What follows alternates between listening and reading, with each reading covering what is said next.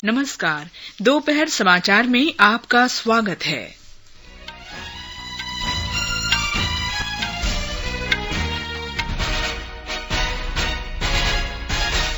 राष्ट्रव्यापी लॉकडाउन खोलने के पहले चरण में कई राज्यों ने रियायतों की घोषणा की।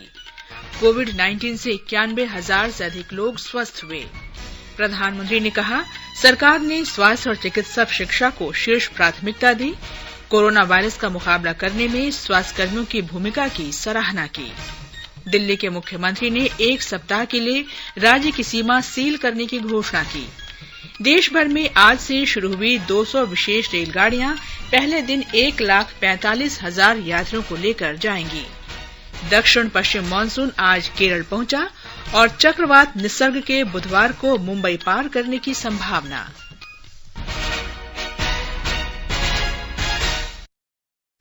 दोपहर समाचार में मैं हूं कनकलता और मेरे साथ हैं मेरे सहयोगी आनंद श्रीवास्तव। राष्ट्रव्यापी लॉकडाउन खोलने का पहला चरण आज से शुरू हो गया है। देश भर में अधिकतर गतिविधियां चरणबद्ध तरीके से फिर शुरू हो रही हैं। केंद्र ने शनिवार को लॉकडाउन में छूट के दिशा निर्देश जारी किए, जिसमें लॉकडाउन अत्यधिक संक्रमित क्षेत्रों तक सीमित किया गया है। सरकार ने राज्यों के बीच वस्तुओं और व्यक्तियों के निर्बाध आवागमन की भी अनुमति दे दी है। कई राज्यों ने भी 5वें चरण के लॉकडाउन या अनलॉक 1 के दिशा निर्देश जारी किए हैं। प्रधानमंत्री नरेंद्र मोदी ने कहा है कि देश में अब लोगों को और अधिक सचेत और सतर्क रहना होगा। आकाशवाणी से कल मन की बात कार्यक्रम में श्री मोदी ने कहा कि लापरवाही और ढिलाई कोई विकल्प नहीं है। उन्होंने कहा कि आर्थिक गतिविधियां शुरू हो रही हैं, लेकिन सुरक्षित दूरी बनाए रखना अब अधिक महत्वपूर्ण है। इस बार बहुत कुछ खुल चुका है। श्रमिक स्पेशल ट्रेनें चल रही हैं, अन्य स्पेशल ट्रेनें भी शुरू हो गई हैं। तमाम सावधानियों के साथ हवाई जहाज उड़ने लगे हैं। धीरे धीरे उद्योग भी चलना शुरू हुआ है, यानी अर्थव्यवस्था का एक बड़ा हिस्सा अब चल पड़ा है, खुल गया है। ऐसे में हमें और ज्यादा सतर्क रहने की आवश्यकता है। 2 गज की दूरी का नियम हो, मुंह पर मास्क लगाने की बात हो सके तो वहां तक घर में रहना हो, ये सारी बातों का पालन, उसमें जरा भी ढिलाई नहीं बरतनी चाहिए। लॉकडाउन खोलने के पहले चरण में कई राज्यों ने रियायतों की घोषणा की है। उत्तर प्रदेश में सुरक्षित दूरी मानक के साथ सामान्य गतिविधियां फिर से शुरू हो गई हैं। दिल्ली की सीमा से सटे गौतम बुद्ध नगर और गाजियाबाद पर प्रतिबंध जारी रहेगा, जबकि अंतर जनपदीय आवागमन शुरू हो गया है। हमारे संवाददाता ने बताया है कि लॉकडाउन के अंतर्गत छूट देने के लिए राज्य सरकार ने कल नए दिशा निर्देश जारी किए हैं। सभी दफ्तरों में आज लॉकडाउन की शुरुआत के बाद से कर्मचारियों की सबसे ज्यादा संख्या नजर आई। नए नियमों के मुताबिक 3 पालियों में बांटकर सभी कर्मचारियों को कार्यालयों में आने की अनुमति दी गई है। ये 3 पालियां सुबह 9 से 5 बजे, 10 से 6 बजे और 11 बजे से 7 बजे तक की हैं। सुबह 9 से रात 9 बजे तक बाजारों के खुलने की अनुमति मिलने के बाद सड़कों पर और कारोबारी इलाकों में भी हलचल नजर आई। उत्तर प्रदेश राज्य सड़क परिवहन निगम की बसें भी आज विभिन्न बस स्टेशनों से रवाना हुई, जहाँ यात्रियों के थर्मल स्कैनिंग की व्यवस्था की गई थी। दिल्ली से कोरोना वायरस के संक्रमण के फैलने के मद्देनजर गाजियाबाद और गौतम बुद्ध नगर नोएडा में प्रशासन ने दिल्ली सीमा से आगमन के लिए पहले से चली आ रही पाबंदियों को जारी रखने का फैसला किया है। सुशील चंद्र तिवारी, आकाशवाणी समाचार, लखनऊ। राष्ट्रव्यापी अनलॉक के प्रथम चरण में मध्य प्रदेश के भीतर और बाहर जाने वालों के लिए किसी भी पास की आवश्यकता नहीं है। यहां पर अनुमति पत्र जांच करने की प्रणाली आज से समाप्त कर दी गई है। अंतर्राज्यीय बसें 7 जून तक राज्य में नहीं चल सकेंगी। हमारे संवाददाता ने बताया है कि इंदौर, उज्जैन और भोपाल संभाग में बसों को चलाने की अनुमति दे दी गई है। आधिकारिक प्रेस विज्ञप्ति के अनुसार राज्य परिवहन निगम को इंदौर, उज्जैन और भोपाल को छोड़कर अन्य सभी संभागों में 50% क्षमता के साथ राज्य के भीतर बसें चलाने की अनुमति दे दी गई है। इसी तरह इंदौर, उज्जैन, नीमच और बुरहानपुर के शहरी क्षेत्रों में 1/4 दुकानें बारी बारी से खोली जा रही हैं, जबकि भोपाल के बाजारों में भी 1/3 दुकानें खुल गई हैं। इनके अलावा राज्य के बाकी हिस्सों में दुकानें खोलने पर कोई प्रतिबंध नहीं है। आज से इंदौर, उज्जैन और भोपाल नगर निगम क्षेत्रों में सभी सरकारी और निजी कार्यालय 50 50% कर्मचारियों और शेष राज्य में पूरी क्षमता के साथ खुल गए हैं। मुख्यमंत्री शिवराज सिंह चौहान ने बताया कि कंटेनमेंट क्षेत्र के बाहर के धार्मिक स्थल, सार्वजनिक स्थान, होटल, रेस्टोरेंट और शॉपिंग मॉल 8 जून से खुल जाएंगे, लेकिन शिक्षण संस्थान अभी बंद रहेंगे। स्कूल, कॉलेज और कोचिंग संस्थान खोलने का निर्णय जुलाई में विद्यार्थियों के अभिभावकों सहित सभी के परामर्श से लिया जाएगा। संजीव शर्मा, आकाशवाणी समाचार, भोपाल। दिल्ली सरकार ने राष्ट्रीय राजधानी क्षेत्र में सैलून खोलने का निर्णय लिया है, हालांकि स्पा बंद रहेंगे। ऑनलाइन मीडिया से बातचीत में दिल्ली के मुख्यमंत्री अरविंद केजरीवाल ने कहा कि शहर में सभी दुकानों को खोलने की अनुमति दी जाएगी। उन्होंने दिल्ली की सीमा को 1 सप्ताह के लिए सील करने की घोषणा की है। पास धारक आवश्यक सेवाओं में लगे लोगों को प्रवेश की अनुमति होगी। उन्होंने कहा कि लोगों से सुझाव मिलने पर 1 सप्ताह के बाद सीमाएं खोल दी जाएंगी। श्री केजरीवाल ने कहा कि केंद्र सरकार के दिशा निर्देशों के अनुसार रात 9 बजे से सुबह 5 बजे तक आवागमन पर रोक रहेगी। उन्होंने कहा कि ऑटो, ई रिक्शा और अन्य वाहनों से यात्रा करने वालों को प्रतिबंधों में छूट दी जाएगी। मुख्यमंत्री ने कहा कि दिल्ली के अस्पतालों में बिस्तरों की कोई कमी नहीं है। देश में कोविड-19 से अब तक 91,819 लोग स्वस्थ हो चुके हैं। स्वास्थ्य मंत्रालय ने बताया है कि संक्रमित लोगों की संख्या 1,90,535 हो गई है। मृतकों की संख्या 5,394 हो गई है। 93,322 लोगों का इलाज चल रहा है। आंध्र प्रदेश में पिछले 24 घंटे के दौरान 10,567 नमूनों की जांच में कोविड-19 के 76 मामलों की पुष्टि हुई है।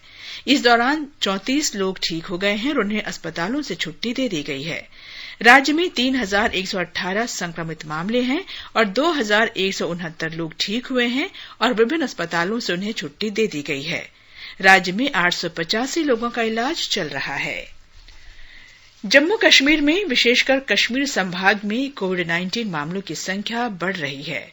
हमारे संवाददाता ने बताया है कि प्रशासन कोविड-19 वैश्विक महामारी की रोकथाम के लिए समय समय पर लोगों के लिए दिशा निर्देश जारी कर रहा है। कल 105 नए पॉजिटिव मामलों की वृद्धि के साथ ही जम्मू कश्मीर केंद्र शासित प्रदेश में पॉजिटिव मामलों की संख्या अब 2,446 तक जा पहुंची है। इन पॉजिटिव मामलों में से 17 गर्भवती महिलाएं भी संक्रमित पाई गई हैं, जिनमें से 10 बारामूला जिले से हैं और एक श्रीनगर के चेस्ट डिजीज अस्पताल की एक नर्सिंग सहायक भी शामिल है। इस बीच जम्मू कश्मीर में बढ़ते पॉजिटिव मामलों के मद्देनजर प्रशासन ने जनता से आह्वान किया है कि जब तक आवश्यक न हो घर से बाहर न निकलें और यदि किसी महत्वपूर्ण कार्य से निकलना भी पड़े तो मास्क का अवश्य उपयोग करें, सामाजिक दूरियां, व्यक्तिगत स्वच्छता और साफ सुथराई बनाए रखने का पूरा ध्यान रखें। आकाशवाणी समाचार के लिए श्रीनगर से मैं सुनील कोल। ये समाचार आकाशवाणी से प्रसारित किए जा रहे हैं। ताजा समाचार जानने के लिए आप हमारे Twitter handle @AIR News Hindi को फॉलो कर सकते हैं। ये आकाशवाणी है। प्रधानमंत्री नरेंद्र मोदी ने कहा है कि भारत जैसे देश में पर्याप्त मेडिकल ढांचे और मेडिकल शिक्षा की आवश्यकता है। बेंगलुरु स्थित राजीव गांधी स्वास्थ्य विज्ञान विश्वविद्यालय के रजत जयंती समारोह का आज वीडियो कॉन्फ्रेंस के जरिए उद्घाटन करते हुए उन्होंने कहा कि पिछले 6 वर्षों के दौरान सरकार ने स्वास्थ्य और स्वास्थ्य शिक्षा के क्षेत्र में सुधारों को सर्वोच्च प्राथमिकता दी है। प्रधानमंत्री ने कहा कि देश में 22 और अखिल भारतीय आयुर्विज्ञान संस्थानों की तेजी से स्थापना की जा रही है। उन्होंने कहा कि पिछले 5 वर्षों के दौरान MBBS की 30,000 और मेडिकल स्नातकोत्तर की 15,000 सीटें बढ़ाई गई हैं।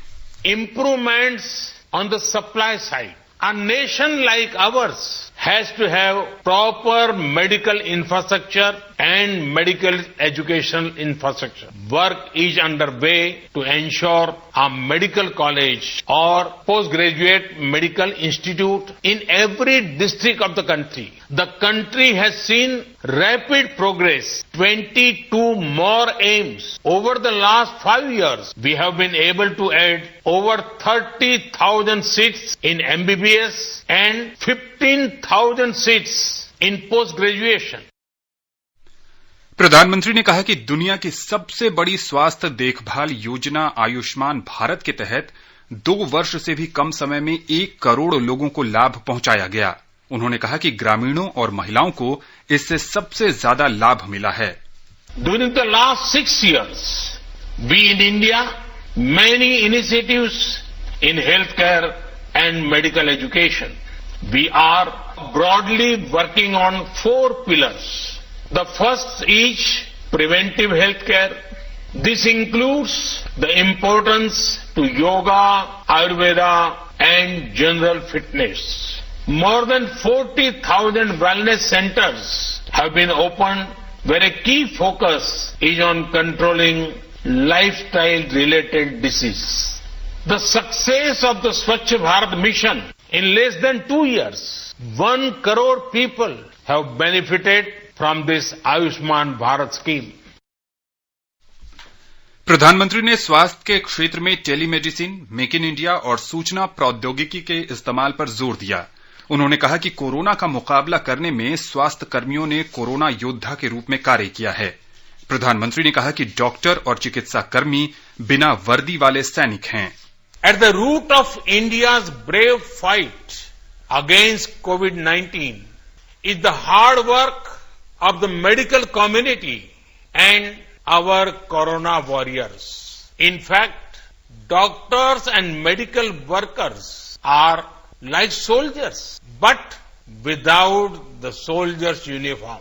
The virus may be an invisible enemy, but our corona warriors, medical workers are invincible. In the battle of invisible versus invincible, our medical workers are sure to win. Shri Modi ने कहा कि कोरोना वायरस हमारा अदृश्य शत्रु हो सकता है, लेकिन वो हमारे स्वास्थ्य कर्मियों को पराजित नहीं कर सकता। उन्होंने कहा कि कोरोना के साथ युद्ध में आगे रहने वाले लोगों के साथ हिंसा या दुर्व्यवहार बर्दाश्त नहीं किया जाएगा। प्रधानमंत्री ने स्वास्थ्य कर्मियों और स्वास्थ्य शिक्षा से जुड़े लोगों को आह्वान किया कि वे निवारक और वहन करने योग्य स्वास्थ्य सेवाओं पर विशेष ध्यान दें। उन्होंने कहा कि दुनिया इस समय द्वितीय विश्व युद्ध के बाद सबसे बड़े संकट का सामना कर रही है और इसमें स्वास्थ्य कर्मियों और कोरोना योद्धाओं की भूमिका सराहनीय है। आगे बढ़ने से पहले मुख्य समाचारों पर एक नजर। राष्ट्रव्यापी लॉकडाउन खोलने के पहले चरण में कई राज्यों ने रियायतों की घोषणा की। कोविड-19 से 91,000 से अधिक लोग स्वस्थ हुए। प्रधानमंत्री ने कहा, सरकार ने स्वास्थ्य और चिकित्सा शिक्षा को शीर्ष प्राथमिकता दी। कोरोना वायरस का मुकाबला करने में स्वास्थ्य कर्मियों की भूमिका की सराहना की। दिल्ली के मुख्यमंत्री ने 1 सप्ताह के लिए राज्य की सीमा सील करने की घोषणा की। देश भर में आज से शुरू हुई 200 विशेष रेलगाड़ियां पहले दिन 1,45,000 यात्रियों को लेकर जाएंगी। दक्षिण पश्चिम मानसून आज केरल पहुंचा और चक्रवात निसर्ग के बुधवार को मुंबई पार करने की संभावना। देश में आज से 200 विशेष रेलगाड़ियां चलाई जा रही हैं। ये विशेष श्रमिक और 30 विशेष वातानुकूलित रेलगाड़ियों के अलावा हैं। रेल मंत्रालय ने उम्मीद जताई है कि आज 1,45,000 यात्री इन गाड़ियों का उपयोग करेंगे। अब तक Hyderabad Nai Delhi Telangana express, Ahmedabad Mumbai central Karnavati express, Kota Hazrat Nizamuddin Janshatabdi express, Bengaluru Hubli Janshatabdi express, Patna Howrah Janshatabdi express और लखनऊ दिल्ली गोमती एक्सप्रेस रवाना हो चुकी हैं। हमारे संवाददाता ने बताया है कि 1 से 30 जून की अवधि के लिए लगभग 26 लाख यात्रियों ने आरक्षण कराया है। यात्रियों को कम से कम 1.5 घंटे पहले रेलवे स्टेशन पहुंचना होगा ताकि उनकी जांच की जा सके। रेलगाड़ी में सिर्फ उन्हीं लोगों को यात्रा करने की अनुमति होगी जिनमें कोरोना से संक्रमण के कोई लक्षण नजर नहीं आएंगे। कन्फर्म और RAC टिकट वाले यात्रियों को ही रेलगाड़ी में सफर करने की अनुमति होगी। वहीं यात्रा के दौरान सभी यात्रियों के लिए मास्क पहनना अनिवार्य होगा और सामाजिक दूरी के नियमों का पालन करना होगा। ट्रेन में यात्रियों को कंबल, चादर या तकिया नहीं दिया जाएगा। इसके अलावा अपनी मंजिल पर पहुंचने के बाद सभी यात्रियों को उस राज्य की दिशा निर्देश का पालन करना होगा। रेलवे ने सभी यात्रियों से अनुरोध किया है कि वे अपने मोबाइल में आरोग्य सेतु ऐप डाउनलोड कर लें। दीपेंद्र कुमार, आकाशवाणी समाचार। रेलवे के अधिकारी ने बताया है कि ये रेलगाड़ियां पूरी तरह आरक्षित हैं और इनमें वातानुकूलित और गैर वातानुकूलित श्रेणी के डिब्बे होंगे। सामान्य डिब्बों में बैठने की आरक्षित सीटें होंगी। इसमें सभी क्लासेस जो नॉर्मल ट्रेन में होते हैं वो उपलब्ध रहेंगे। एक ही अंतर है कि जो इसमें जनरल क्लास होता था, लोग उसमें अनरिजर्व टिकट लेके बैठ जाया करते थे, वो हमने खत्म कर दिया है। कोई भी अनरिजर्व टिकट हम नहीं देने वाले हैं, सिर्फ रिजर्व टिकट रहेगा। जनरल क्लासेस जो हैं उनको भी हम लिमिटेड रिजर्व टिकट ही हम देंगे। हर व्यक्ति को उसमें एक सीट नंबर अलॉट किया जाएगा और उस सीट पे वो बैठ के जा सकता है। जितने लोगों को अलाउ किया जाएगा उतने ही लोग जाएंगे, किसी भी तरह की भीड़ उसमें नहीं होगी। और उसका जो किराया है वो सेकंड क्लास सीटिंग का जो 2S बोलते हैं उसका किराया चार्ज होगा। आकाशवाणी से विशेष बातचीत में उत्तर रेलवे के प्रवक्ता दीपक कुमार ने कहा, ये 200 ट्रेन में से ये तो पूरे भारत में 200 ट्रेन चल रही हैं, लेकिन इन 200 में से 50 ट्रेन यानी 50 pair of train mean 100 train जो है टर्मिनेट होगी दिल्ली एरिया में डिफरेंट स्टेशन के ऊपर और करीब 18 ट्रेन ऐसी हैं जो कि पासिंग होगी। तो इसमें से करीब 118 ट्रेन ऐसी हैं जो दिल्ली के अलग अलग स्टेशन के ऊपर यहाँ ओरिजिनेट हो रही हैं, यहाँ पास कर रही है। देखिए एक ट्रेन में लगभग अगर ये कंपोजिशन देखा जाए, क्योंकि हर ट्रेन का अलग कंपोजिशन है, उसमें AC कोचेज भी हैं, AC2 first AC second AC और नॉन AC कोचेज हैं। करीबन अगर देखा जाए तो इसमें करीब 1200 लोग जो है वो ट्रेवल करते हैं। वंदे भारत मिशन के तहत बांग्लादेश से भारतीय नागरिकों के स्वदेश वापसी जारी है। बांग्लादेश में फंसे 165 भारतीयों को लेकर एक और उड़ान आज ढाका से कोलकाता आ रही है। ढाका से कोलकाता के लिए ये तीसरी उड़ान है। इससे पहले 18 और 27 मई को ढाका से भारतीयों की स्वदेश वापसी हो चुकी है। 28 मई को सड़क मार्ग से 230 भारतीय त्रिपुरा, असम, मणिपुर और मेघालय के लिए रवाना हुए थे।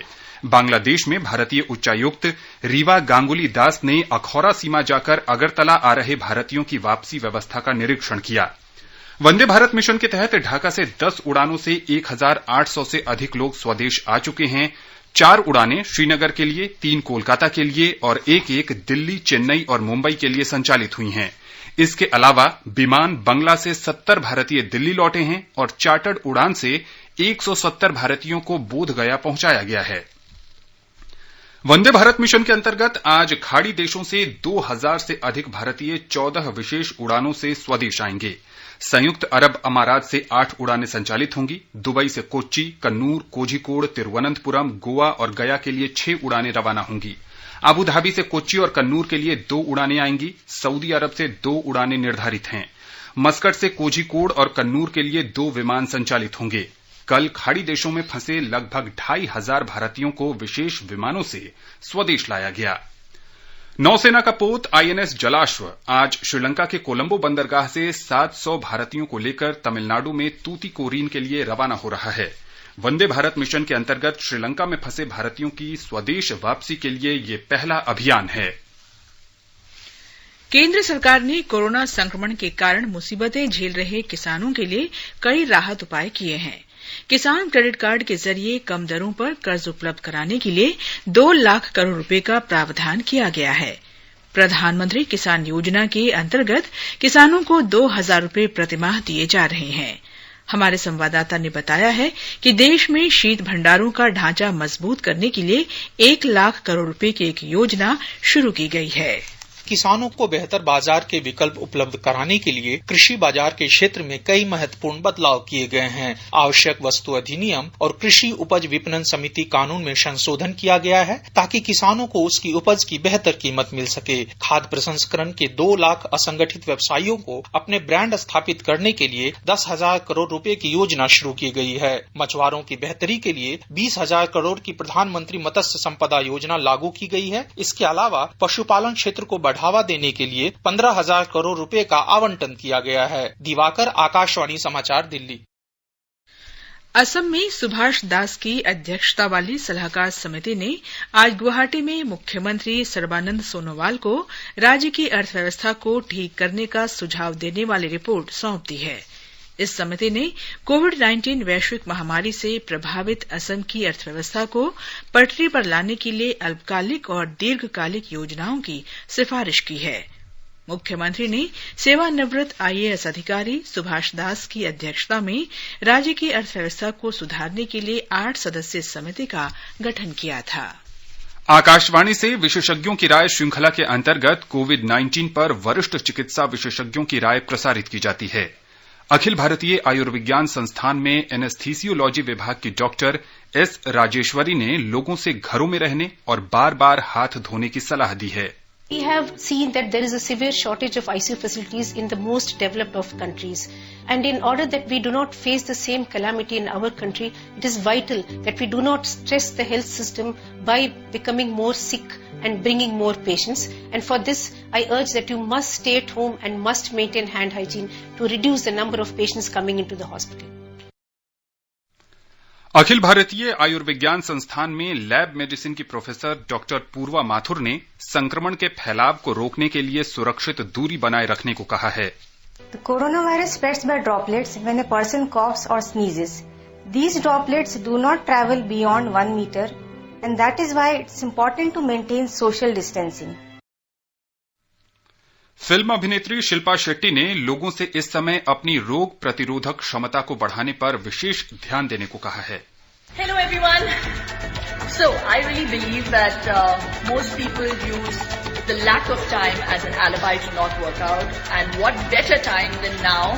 We have these forced holidays, so make use of this time and this holiday to build up your immunity, to build up your strength, and this is the best antidote to fight this virus. And you don't even have to go anywhere. Chuck the gym, use your stairs. ये समाचार हमारी website newsonair.com और हमारे mobile app newsonair/hindi पर भी उपलब्ध हैं। दोपहर समाचार में आपका फिर स्वागत है। दक्षिण पश्चिम मानसून आज केरल तट पर पहुंच गया है। आकाशवाणी से बातचीत में भारतीय मौसम विभाग के महानिदेशक मृत्युंजय महापात्रा ने कहा कि पिछले 2 दिन से केरल में बड़े पैमाने पर वर्षा हो रही है।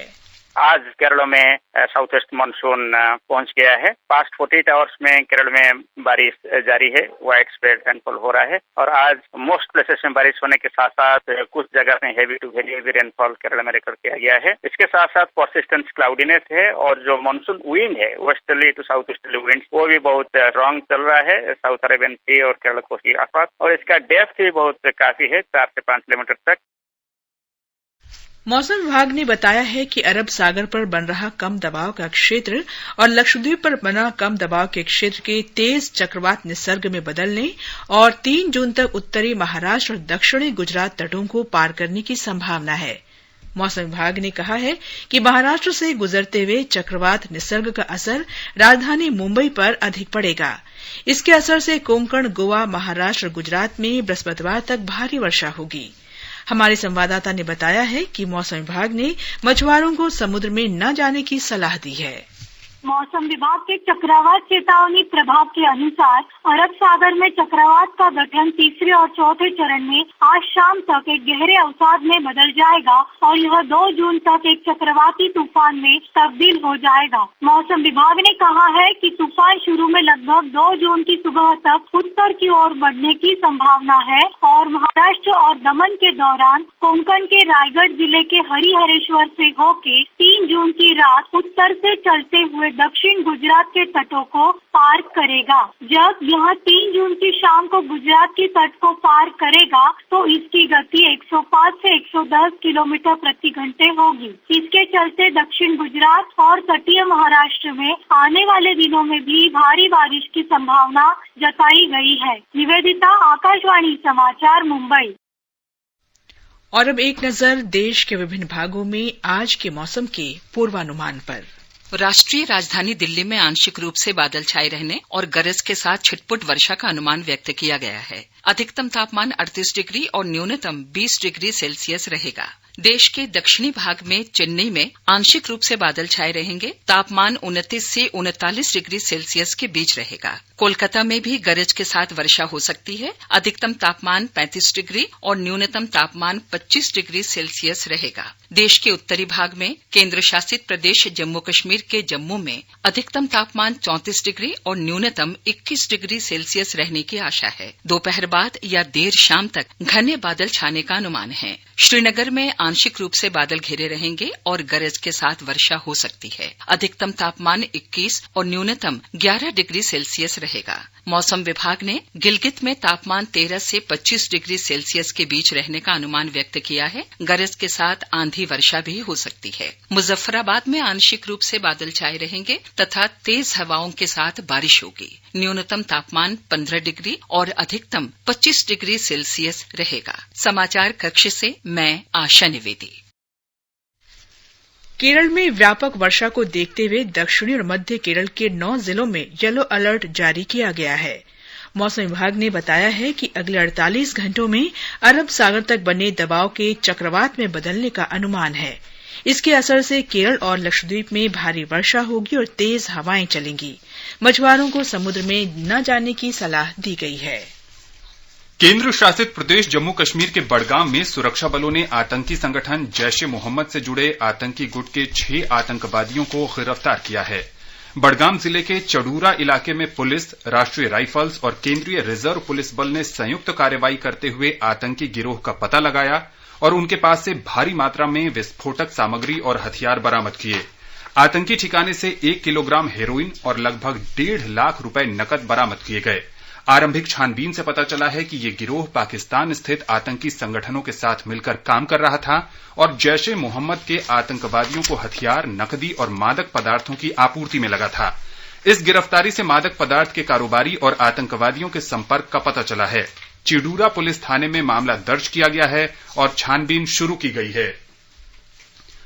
अफ्रीकी मूल के एक अमरीकी नागरिक जॉर्ज फ्लॉयड की पुलिस हिरासत में मृत्यु के बाद अमरीका के कई शहरों में हिंसा भड़क उठी है। लगातार छठे दिन कई जगह हिंसा हुई और 40 शहरों में कर्फ्यू लगा दिया गया है। न्यूयॉर्क, शिकागो, फिलाडेल्फिया और लॉस एंजल्स में पुलिस ने प्रदर्शनकारियों पर आंसू गैस के गोले छोड़े। कई शहरों में दुकानें लूट ली गईं और पुलिस वाहनों में आग लगा दी गई। अटलांटा, बॉस्टन, मियामी और ओक्लाहोमा से भी बड़ी संख्या में प्रदर्शन की खबर है। हिंसा की शुरुआत मिनीसोटा राज्य के मिनियापोलिस शहर से हुई, जो बाद में ह्यूस्टन और वाशिंगटन डीसी समेत कई शहरों में फैल गई। रविवार रात को व्हाइट हाउस के बाहर प्रदर्शनकारियों द्वारा कुछ भवनों के शीशे तोड़े जाने और कारों में आग लगाए जाने के बाद पुलिस ने उन पर आंसू गैस का प्रयोग किया। नासा के 2 अंतरिक्ष यात्रियों को लेकर स्पेस एक्स का ड्रैगन अंतरिक्ष यान कल रात सफलतापूर्वक अंतर्राष्ट्रीय अंतरिक्ष केंद्र पर उतरा। फ्लोरिडा में कैनेडी अंतरिक्ष केंद्र से इसका शनिवार को फ्लोरिडा में कैनेडी अंतरिक्ष केंद्र से ऐतिहासिक प्रक्षेपण किया गया था। इस अंतरिक्ष यान के प्रक्षेपण से वाणिज्यिक अंतरिक्ष यात्रा में एक नए युग की शुरुआत हुई है। गुजरात में गिर के जंगलों में हाल ही में एशियाई शेरों की हुई मौतों की जांच के लिए एक 3 सदस्यीय केंद्रीय दल राज्य के दौरे पर है। इस टीम ने कल अमरेली जिले के विभिन्न वन क्षेत्रों का दौरा किया। इस दल में भारतीय वन्य जीवन संस्थान, केंद्रीय वन और पर्यावरण मंत्रालय और भारतीय पशु चिकित्सा संस्थान के विशेषज्ञ शामिल हैं। हमारे संवाददाता ने खबर दी है कि पिछले 3 महीनों के दौरान गिर के जंगलों में लगभग 30 शेरों की मौत हुई है। सरकारी सूत्रों के अनुसार ये मौतें बबसिया नामक बीमारी के कारण हुई हैं। केंद्रीय दल ने सभी पोस्टमार्टम रिपोर्टों की जांच की है। टीम बाद में अपनी रिपोर्ट केंद्र सरकार को सौंपेगी। सरकार ने सोशल मीडिया पर प्रसारित इन खबरों का खंडन किया है कि केंद्रीय माध्यमिक शिक्षा बोर्ड ने स्कूलों को ऑनलाइन परीक्षा आयोजित करने के लिए वीएच सॉफ्टवेयर का ऐप खरीदने का निर्देश दिया है और इसके लिए डॉक्टर साहिल गहलोत को विशेष कार्य अधिकारी नियुक्त किया है। पत्र सूचना कार्यालय ने ट्वीट के जरिए इन खबरों को फर्जी और भ्रामक बताया है। उसने कहा है कि बोर्ड ने ऐसा कोई निर्देश जारी नहीं किया है और न ही इसके लिए कोई विशेष कार्य अधिकारी नियुक्त किया है। आकाशवाणी का समाचार सेवा प्रभाग आज फोन इन कार्यक्रम में कोविड-19 पर विशेष परिचर्चा प्रसारित करेगा। मौलाना आजाद मेडिकल कॉलेज के वरिष्ठ चिकित्सक डॉक्टर नरेश गुप्ता परिचर्चा में हिस्सा लेंगे। श्रोता स्टूडियो में सीधे फोन कर विशेषज्ञ से सवाल पूछ सकते हैं। नंबर है 011-2331-4444। हमारा टोल फ्री नंबर है 1800-115767। नंबर एक बार फिर सुन लीजिए 011-2331-4444। अंत में मुख्य समाचार एक बार फिर। राष्ट्रव्यापी लॉकडाउन खोलने के पहले चरण में कई राज्यों ने रियायतों की घोषणा की। कोविड-19 से 91,000 से अधिक लोग स्वस्थ हुए। प्रधानमंत्री ने कहा, सरकार ने स्वास्थ्य और चिकित्सा शिक्षा को शीर्ष प्राथमिकता दी। कोरोना वायरस का मुकाबला करने में स्वास्थ्यकर्मियों की भूमिका की सराहना की। दिल्ली के मुख्यमंत्री ने 1 सप्ताह के लिए राज्य की सीमा सील करने की घोषणा की। देश भर में आज से शुरू हुई 200 विशेष रेलगाड़ियां पहले दिन 1,45,000 यात्रियों को लेकर जाएंगी। दक्षिण पश्चिम मानसून आज केरल पहुंचा और चक्रवात निसर्ग के बुधवार को मुंबई पार करने की संभावना। इसके साथ ही दोपहर समाचार का ये अंक समाप्त हुआ। नमस्कार।